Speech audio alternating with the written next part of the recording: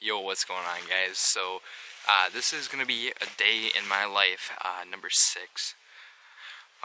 As you guys can probably see that I have moved locations. I was in my cabin off over that way, and now I am staying in a kind of like a field-ish area.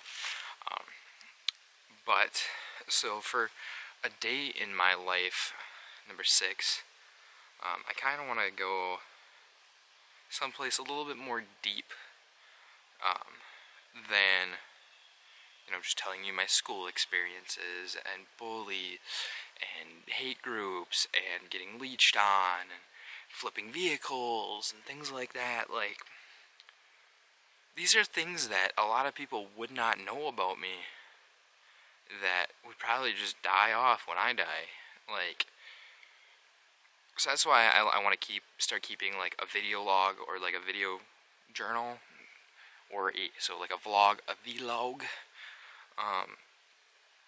And so that's what kind of inspired me, because like I don't want my life and my memories to die off, just based on just me. I want something to be based on me and be able to, share with you guys. And if anybody else have these problems, maybe I can help, maybe I can't. Who knows? Who honestly knows? Nobody actually knows anything, guys. So, first off, I think the camera's crooked because it's literally hanging in a tree right now. Because like, there's no other spots to like do my tripod here. So I apologize in advance if it's kind of crooked on your screens. So, what's better? So this next one I kind of want to get into goes really deep. For me anyways, there's not many people in my life that actually know, except for maybe immediate family. And it kind of piggybacks off the broken bone,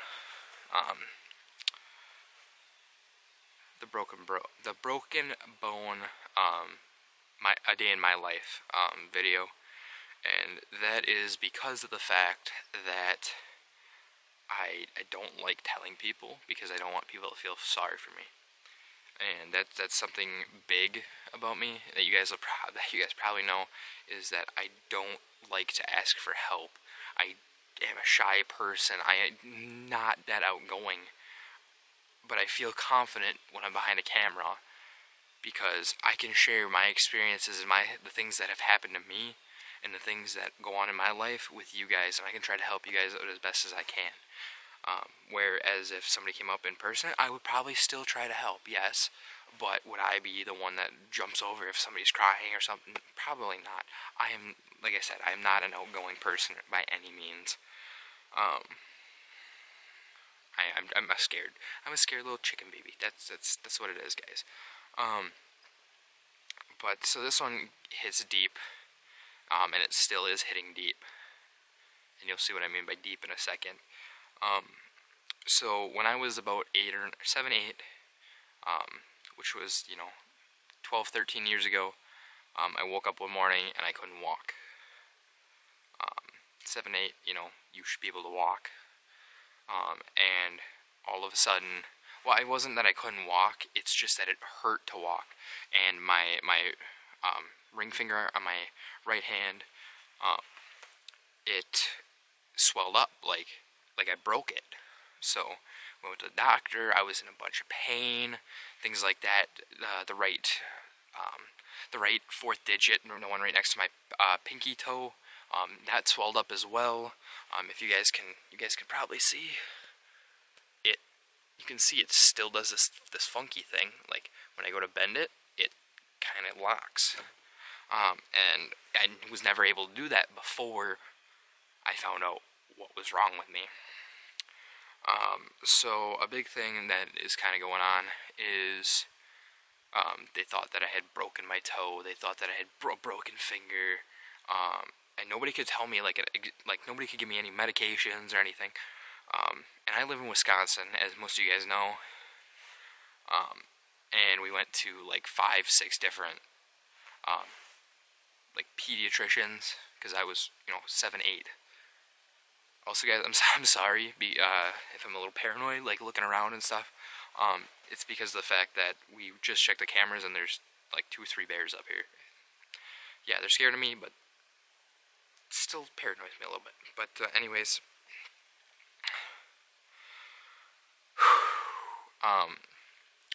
so they thought, nobody could tell me a for sure answer. I was taking like 12 different kinds of medications. Nothing was working. I was in so much pain to the point where then my ankle started swelling up, and I ended up having to go and try like a physical therapy kind of deal.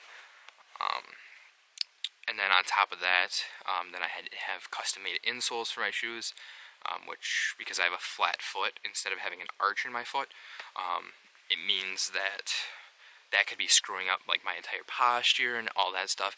So even at the time when I didn't have the money, my parents found a way to, get the money, work with insurance, all this other stuff, and be able to try to get me the stuff that I needed, because I was hurting so bad. Like, I would wake up at night. I would wake up at night. I couldn't, like, I get up in the morning, I was so stiff, it hurt to walk. Just things like that. Like, it was bad, and there was nothing I could do about it at the time. And then we ended up going over to Minnesota to the Mayo Clinic, and I started seeing this other pediatric, and then she was a rheumatologist, and she ended up saying, hey, we think that this is what's going to happen, or that this is what needs to happen, and this is what you need. And what I needed at the time was a lot of courage.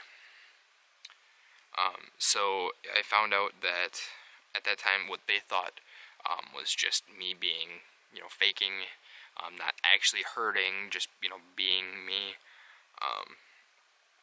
was they thought that I had arthritis.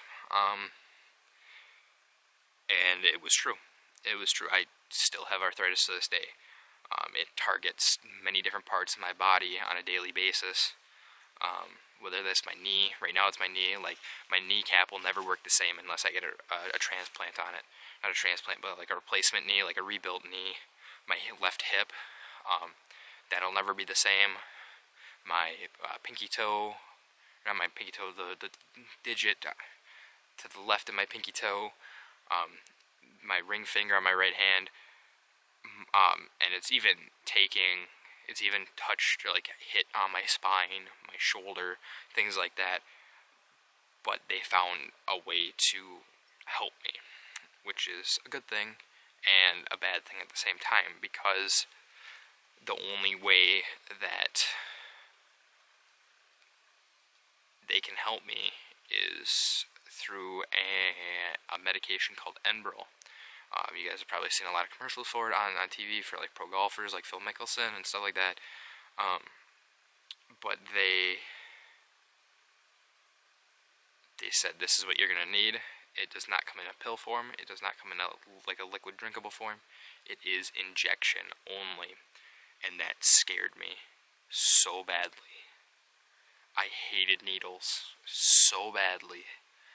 I would, you go to the doctor and you do not want that. Yes, you end up, like manning up, toughening up, and just taking the shot, and just carrying on your merry way, hating your parents because they told the doctor yes, that's what they wanted. But the fact of the matter was, it was gonna help me, and at that point, my family was willing to do anything for me to help me, and it was just hard. It was hard to talk about. I didn't want anybody to know. I still, at this point, there's a lot of people that don't know this about me. And to start off, they didn't have what I have now.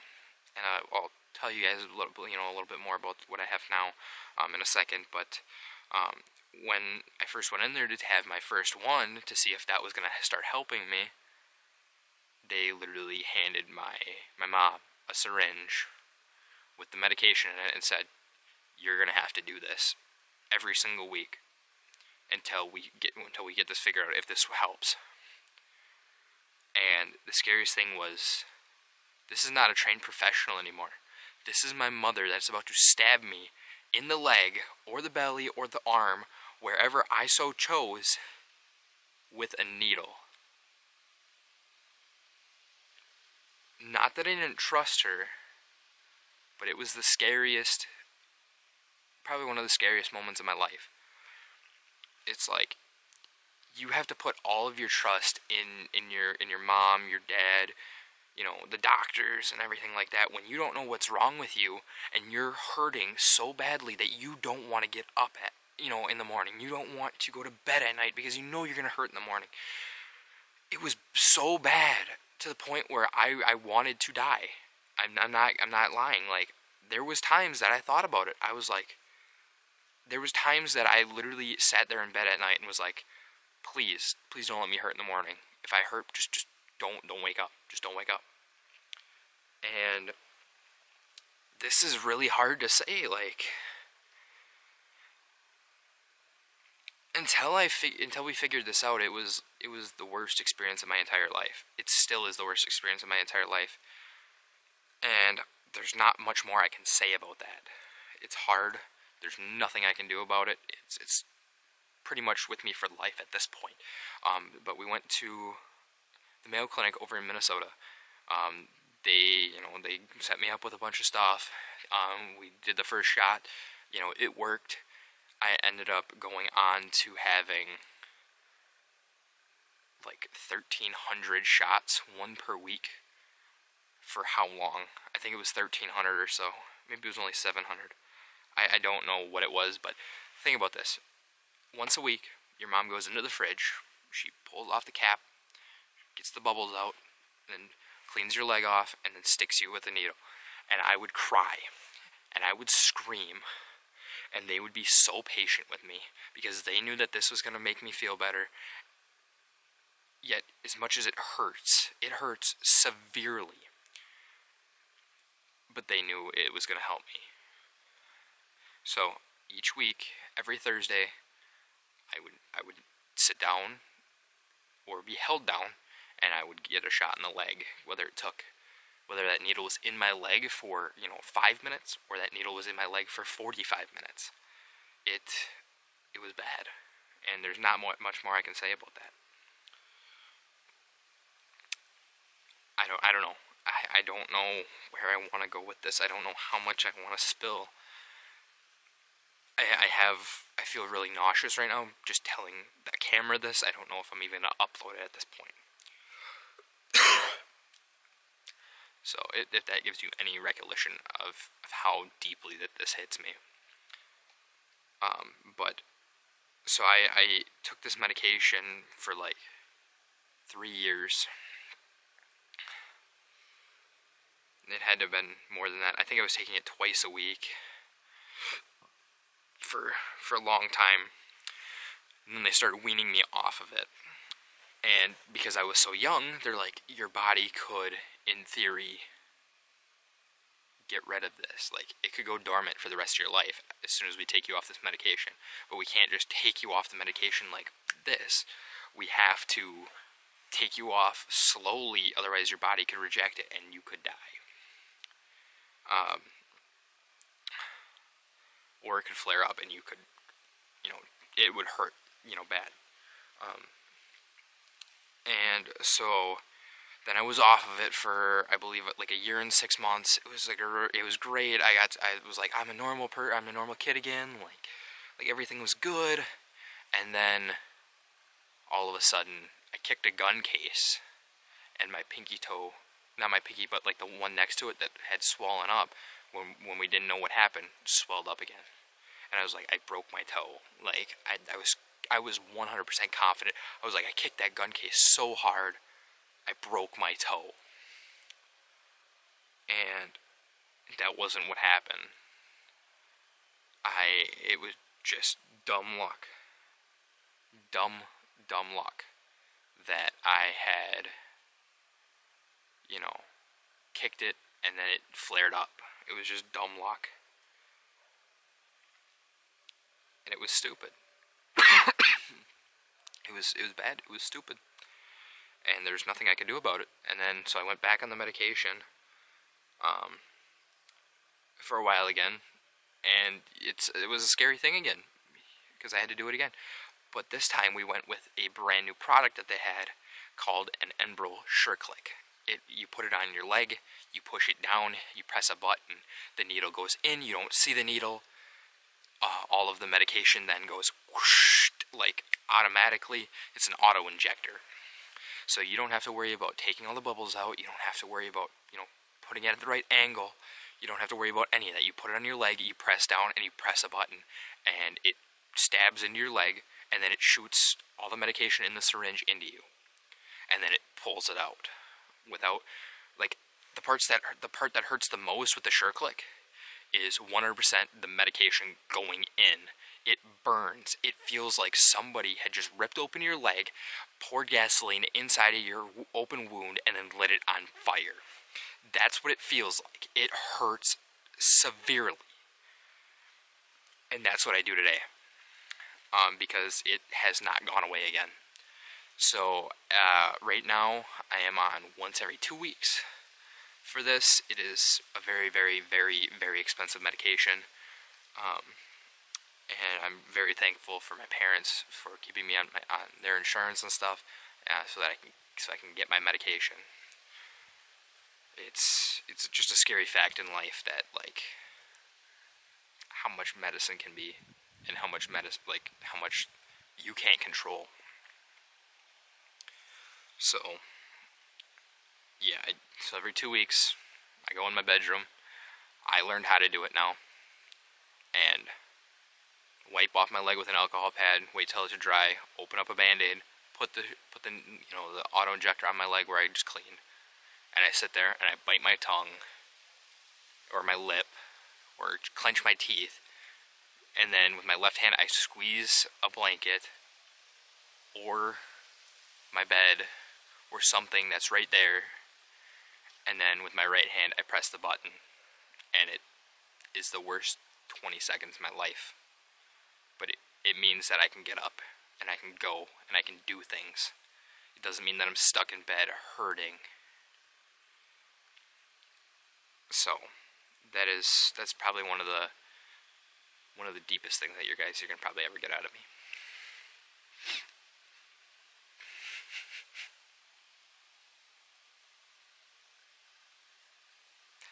It's hard. Life's hard. There's nothing you can do about it but live it to the fullest. And what I'm doing now, sharing my life with you guys, playing games with you guys, having fun, motivating you guys, doing that stuff, that's my passion, that's my dream.